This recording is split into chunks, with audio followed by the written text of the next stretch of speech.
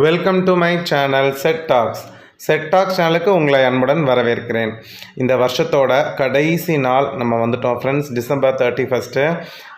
December 31 வந்தாலே உங்களுக்கு தெரியும், டிசம்பர் மந்த்துக்கான ஃபினான்ஷியல் ஸ்கேனிங் தான். இந்த மாதம் வந்து எனக்கு ரொம்பவே நல்ல மாதம். இந்த மாதம் வந்து பார்த்திங்கன்னா, நான் பட்ஜெட்டுக்குன்னு எடுத்து வச்சுருந்த பணத்திலேருந்து 2490 மிச்சம் பண்ணியிருக்கேன். இந்த வருஷத்தில் எந்த மாதமும் அவ்வளோ மிச்சம் பண்ணதே இல்லை. பட்ஜெட் வந்து 13,000 போட்டு நான் ஆக்சுவலாக செலவு பண்ணதுன்னு வந்து பார்த்திங்கன்னா 10,510 தான். ஸோ இதுக்கு பின்னாடி நிறைய விஷயம் இருக்குது. எப்படி இவ்வளோ அமௌண்ட் வந்து மிச்சமாகிடுக்கு அப்படின்னா, அதுக்கு சில ரீசன்ஸ் இருக்குது. அது என்னென்ன அப்படிங்கிறத நான் உங்களுக்கு இந்த வீடியோவில் எக்ஸ்பிளைன் பண்ணுறேன். ஒவ்வொரு செலவையும் நான் வந்து எப்படி வந்து இந்த மாதம் கம்மி பண்ணேன், ஏன் வந்து அதிகமாக மிச்சமாச்சு அப்படிங்கிறதுக்கு எல்லாமே உங்களுக்கு கரெக்டான எக்ஸ்ப்ளனேஷன் இந்த வீடியோவில் தெளிவாக கொடுத்துருக்கேன் ஃப்ரெண்ட்ஸ். நீங்களும் ஃபினான்ஷியல் ஸ்கேனிங் பண்ணிட்டீங்களா அப்படிங்கிறத சொல்லுங்கள். நாளைக்கு 1ஆம் தேதி நான் எப்படி பட்ஜெட் டைரி பைண்ட் பண்ணிட்டேன், அதுக்கப்புறம் என்னென்ன விஷயங்கள் பொருட்கள் நான் வந்து இந்த பட்ஜெட்டிங் சேவிங்ஸ்க்கு யூஸ் பண்ண போகிறேன் அப்படிங்கிற கம்ப்ளீட் டீட்டெயில் வந்து நாளைக்கு வீடியோவாக வரும். அந்த வீடியோவை மறக்காமல் பாருங்கள். வாங்க ஃப்ரெண்ட்ஸ், இப்போ நம்ம வீடியோக்குள்ளே போயிடலாம். வீடியோக்குள்ளே போகிறதுக்கு முன்னாடி, இந்த ஒரு வருஷம் முழுக்க புது சப்ஸ்கிரைபர் வந்திருக்கீங்க, பழைய சப்ஸ்கிரைபர் வியூவர்ஸ் எல்லாருமே எனக்கு தொடர்ந்து சப்போர்ட் பண்ணியிருந்திருக்கீங்க. எல்லாருக்குமே ரொம்ப ரொம்ப தேங்க்ஸ். வாங்க இப்போ வீடியோக்குள்ளே போயிடலாம். டிசம்பர் மந்த்துக்கான ஃபினான்ஷியல் ஸ்கேனிங் வந்து பார்த்திங்கன்னா, இப்போ நான் உங்களுக்கு அழகாக டைப் பண்ணியிருக்கேன். எக்ஸ்பென்ஸ் கேட்டகரி இருக்குது, பட்ஜெட் அமௌண்ட் இருக்குது. ஸோ இதுதான் டிசம்பர் மாதம் நான் போட்ட பட்ஜெட். கிராசரி 3,500 போட்டிருக்கேன். ஆக்சுவல் அமௌண்ட்டுனா எவ்வளவு எனக்கு உண்மைக்கு செலவாச்சு. 3,500 பட்ஜெட் போட்டேன். போன மாதம் முழுக்க நான் கிராசரி எவ்வளோ ரூபாய்க்கு வாங்கியிருக்கேன் அப்படின்னு பார்த்தீங்கன்னா 3,300 ஃப்ரெண்ட்ஸ். 3,300 200 வந்து நான் அதில் மிச்சம் பண்ணியிருக்கேன். எனக்கு வந்து நான் இந்த மாதம் ரொம்பவே யோசித்தேன். 3,500 எடுத்து வச்சுருக்கோம், எப்படியும் வந்து இந்த மாதம் பட்ஜெட்டில் துண்டு விழுந்துடும். ஏன்னா கிறிஸ்மஸ் மாதம் கொஞ்சம் எல்லாமே எக்ஸ்ட்ரா வாங்கினோம். அதாவது கிறிஸ்மஸ் அன்னைக்கு லஞ்சு, நியூ இயர் அன்னைக்கு லஞ்சுக்கு மட்டும் தனியாக அமௌண்ட் எடுத்து வச்சுருந்தேன். அது வந்து பார்த்திங்கன்னா இந்த பிரியாணி, ரைஸ் அந்த மாதிரி வாங்குறதுக்கு. பட் ஆனால் வந்து பார்த்திங்கன்னா கிராசரி கொஞ்சம் எக்ஸ்ட்ரா வரும் அப்படின்னு நினச்சேன்னா எல்லாமே விலை ஏறி இருந்துச்சு. எனிவேஸ் நான் வந்து 3,200 முடிச்சிட்டேன். இன்னமும் மிச்சம் மளிகை சாமான் இருக்குது. எனக்கு அது வரைக்கும் ரொம்ப ஹாப்பியாக இருக்குது. அடுத்து வந்து பார்த்திங்கன்னா பாலுக்கு வந்து எப்போதும் போல தான் 1,320 நான் எடுத்து வச்சதை அப்படியே 1,320 நான் கொடுத்துட்டேன். ஸோ அதில் வந்து பெருசாக வந்து பணம் மிச்சமாகலை.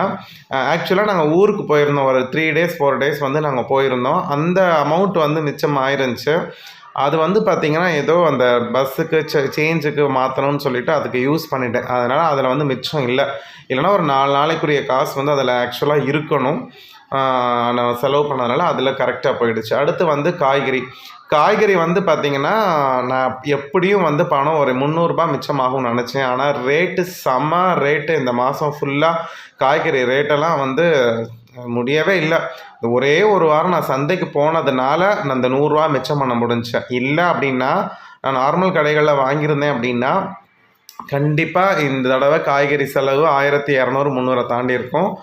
இப்போ 4 பெரியவங்க இருக்கக்கூடிய வீட்டிலலாம் வந்து பார்த்திங்கன்னா ஒரு வாரத்துக்கு எப்படியும் 300 400 காய்கறி செலவாகும். எங்கள் வீட்டில் 2 பெரியவங்க 2 சின்னவங்கிறதுனால நான் இந்த அமௌண்ட் எனக்கு வந்துச்சு.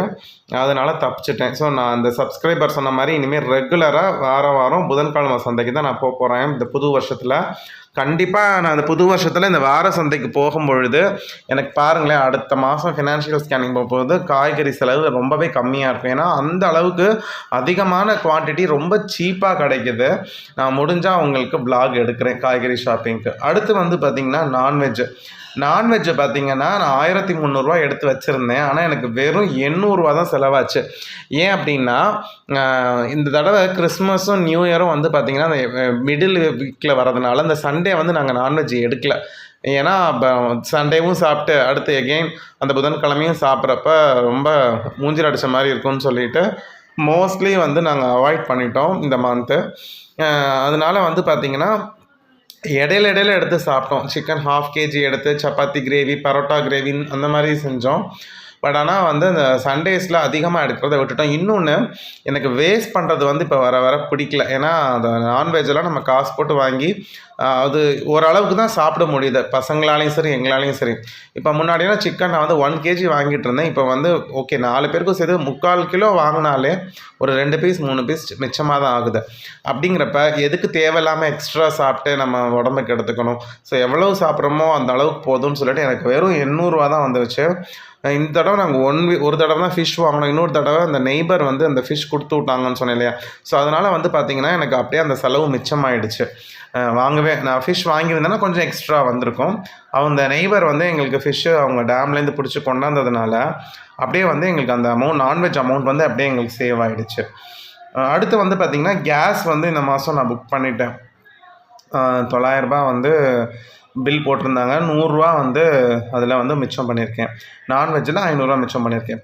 பெட்ரோல் வந்து 1500 ரூபா எடுத்து வச்சேன். ஆனால் 1200 தான், 300 ரூபா மிச்சம் பண்ணியிருக்கேன். காரணம் நல்லா இப்போ நான் நடக்க ஆரம்பிச்சிட்டேன். ஷார்ட் டிஸ்டன்சஸ் எல்லாமே இப்போ ஒவ்வொரு வீடியோலையும் சொல்கிற மாதிரி தான் கடந்த ஒரு 4 மாதமாக வந்து நடையை நான் வந்து இன்க்ரீஸ் பண்ணிட்டேன். ஷார்ட் டிஸ்டன்சஸ்க்கு வேலைக்கு போகிறப்ப அந்த லாங் டிஸ்டன்ஸ் போகிறதுக்கு மட்டும்தான் வண்டி எடுக்கிறது. இன்னொன்று, ஒரு டைம் வண்டி எடுத்துட்டேன்னா வர வழியிலே பால் வாங்குறது எல்லா வேலையுமே நான் இப்போ முடிச்சுட்டு வரேன். வீட்டுக்கு வந்துட்டு மறுபடியும் அலைஞ்சு இதில் தான் பெட்ரோல் வந்து ஓவராக வேஸ்ட் ஆகுது. ஆனால் வேலை முடிஞ்சு வரப்பவே பால் வாங்குறது, வந்து சாயங்காலம் வாங்குறது, ஸ்நாக்ஸ் வாங்குறது, காய்கறி வாங்குறதுனா வர வழியில் அப்படியே சந்தையில் முடிக்கிறது, இப்படி நான் பண்ணுறதுனால எனக்கு நல்லாவே வந்து எனக்கு பெட்ரோல் அமௌண்ட் வந்து தடவை மிச்சமாயிடுச்சு. பட் 1200 வந்து என்னை பொறுத்த மட்டும் சீப்பு தான். ஏன்னா நான் 2 பைக் வேறு யூஸ் பண்ணுறேன். அங்கே ஒன்று இருக்குது, இங்கே ஒரு பைக் இருக்குது. ஸோ அப்படிங்கிறப்ப எனக்கு 2 பைக்குக்கும் சேர்த்து 1200ங்கிறது என்னை பொறுத்த மட்டும் ஒரு கிரேட் அச்சீவ்மெண்ட்டு தான். ஜென்ஸ் யாராவது பார்த்துட்ருக்கீங்க அப்படின்னா இது ஓகேவா, ஒரு பெர் மந்த்துக்கு 1200 பெட்ரோலுக்கு கூடவா கம்மியாங்கிறத நீங்கள் கமெண்ட்டில் சொல்லுங்கள். நெக்ஸ்ட்டு வந்து பார்த்திங்கன்னா மெடிசின், தப்பாக நினச்சிக்காதீங்க. ஏன் நான் ஜென்ஸ் சப்ஸ்கிரைபரை சொல்கிறேன்னா, இப்போ லேடிஸ் வந்து வேலைக்கு போயிட்டு வரப்போ அதோடு இருப்பாங்க. சில பேர் தான் ரொம்ப வந்து எக்ஸ்ட்ரா வேலை செய்வாங்க. ஜென்ஸ் வந்து நிறைய இடத்துக்கு போகிறதுனால அவங்களுக்கு தெரியும். கரெக்டாக வேலை நிமித்தமாக நம்ம போயிருப்போம், அங்கே வேலை பார்க்குற இடத்துல அங்கே போயிட்டு வாங்கன்னு சொல்லுவாங்க. அந்த மாதிரி நிறைய விஷயம் பார்க்குறதுனால நான் அவங்கள்ட்ட கேட்குறேன். மற்றபடி வேறு எந்த விஷயத்துக்காகவும் இல்லை. அடுத்து வந்து மெடிசனுக்கு வந்து பார்த்திங்கன்னா எனக்கு 400 ரூபா எப்போதும் போல் தான். அதில் ஒரு 100 ரூபா வந்து மிச்சமாச்சு. கேபிளுக்கு 330 ரூபா அப்படியே ஜிபே பண்ணிட்டேன் ஃப்ரெண்ட்ஸ். அடுத்து வந்து இபி வந்து இந்த மாதம் எனக்கு ரொம்பவே கை கொடுத்துருக்கு. இபினால தான் இந்த மாதம் என்னால் அதிகமாக மிச்சம் பண்ண முடிஞ்சு. 1000 ரூபா நான் எடுத்து வைப்பேங்கிறது உங்களுக்கு தெரியும். ஸோ இந்த மாதம் பில் வந்துருச்சு. ஸோ போன மாதமும் டிசம்பர் மாதமும் எடுத்து வச்ச பணம் 2000 ரூபா. ஆனால் எனக்கு பில் அமௌண்ட்டு 1010 ரூபா. நான் வந்து முக்கியமான காரணம் ஏசி கம்ப்ளீட்டாக ஸ்டாப் பண்ணியாச்சு. இன்னொன்று, பசங்க பார்த்திங்கன்னா ரூமில் வந்து லைட்டு ஃபேனுன்னு போட்டு வச்சுட்டு இங்கே வந்துடுவாங்க.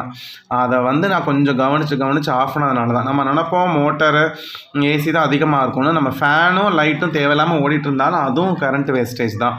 நான் போட்ட ஒரு இபி பில்லை எப்படி மிச்சம் பண்ணுவதுன்னு சொல்லி ஒரு வீடியோ போட்டிருந்தேன். அந்த வீடியோ நானே மறுபடியும் பார்த்து எகெயின் எல்லா டிப்ஸையும் ஃபாலோ பண்ணி 990 ரூபா இபி பில் இந்த தடவை நான் மிச்சம் பண்ணியிருக்கேன்னா அது அந்த வீடியோ தான் காரணம். முக்கியமாக நீங்கள் பார்க்காதவங்க பாருங்கள். நான் ஒவ்வொரு செலவையும் எப்படி குறைக்கிறதுன்னு வீடியோ போட்டிருக்கேன். அது அப்படியே ஹவு டு ரெடியூஸ் டிஃப்ரெண்ட் எக்ஸ்பென்சஸ்னு ஒரு பிளேலிஸ்ட் இருக்குது. அந்த பிளேலிஸ்ட்டோட லிங்க் அப்படியே நான் டிஸ்கிரிப்ஷன் பாக்ஸில் தரேன் பாருங்கள். ஸ்நாக்ஸும் இந்த தடவை 900 ரூபா. எனக்கே ரொம்ப ஆச்சரியம். 1000 ரூபாய்க்கு கம்மியாக எனக்கு ஆனதே இல்லை. இந்த தடவை தான் 900 ரூபா. முக்கியமான காரணம் கிறிஸ்மஸ் வந்ததுனால தான். இன்னொன்று, நாங்கள் இன்லாஸ் வீட்டுக்கு போயிருந்ததுனால அங்கே ஸ்டே பண்ணதுனால அவங்க நிறைய ஸ்நாக்ஸ் வாங்கி கொடுத்தது. இந்த ரீசன்னால் வந்து பார்த்திங்கன்னா இந்த தடவை ஸ்நாக்ஸ் வந்து ரொம்ப கம்மின்னு சொல்ல முடியாது, 900 ரூபா ஆச்சு. ஸோ நம்மளோட பட்ஜெட்டை பொறுத்த மட்டும் ரொம்ப கம்மி. ஃபஸ்ட்டு டைம் ஸ்நாக்ஸ் கவரில் 100 ரூபா மிச்சம் பண்ணி போட்டிருக்கேங்கிறது எனக்கே ஆச்சரியமாக இருக்குது. அதர் எக்ஸ்பென்சஸ்க்கு எடுத்து வச்ச அமௌண்ட் ஃபுல்லாக காலி. ஸோ மொத்தமாக 2490 ரூபா இந்த மாதம் நான் மிச்சம் பண்ணியிருக்கேன் ஃப்ரெண்ட்ஸ். இதுதான் என்னுடைய ஃபினான்ஷியல் ஸ்கேனிங். நீங்கள் பண்ணிட்டீங்களா? நீங்கள் எவ்வளோ மிச்சம் பண்ணியிருக்கீங்கிறத மறக்காமல் சொல்லுங்கள். இந்த வீடியோ பிடிச்சிருந்துச்சுன்னா உங்கள் ஃப்ரெண்ட்ஸ்க்கு ஷேர் பண்ணுங்கள். பை காட்ஸ் கிரேஸ் எந்த மெடிக்கல் எக்ஸ்பென்சஸும் இந்த மாதம் வரல, அதையும் நான் சொல்லிக்கிறேன். நேயர்கள் அனைவருக்கும் என்னுடைய அட்வான்ஸ் ஹாப்பி நியூ இயர். கண்டிப்பாக நாளைக்கு வீடியோவில் உங்கள் எல்லாரையுமே நான் பார்க்குறேன். Bye friends.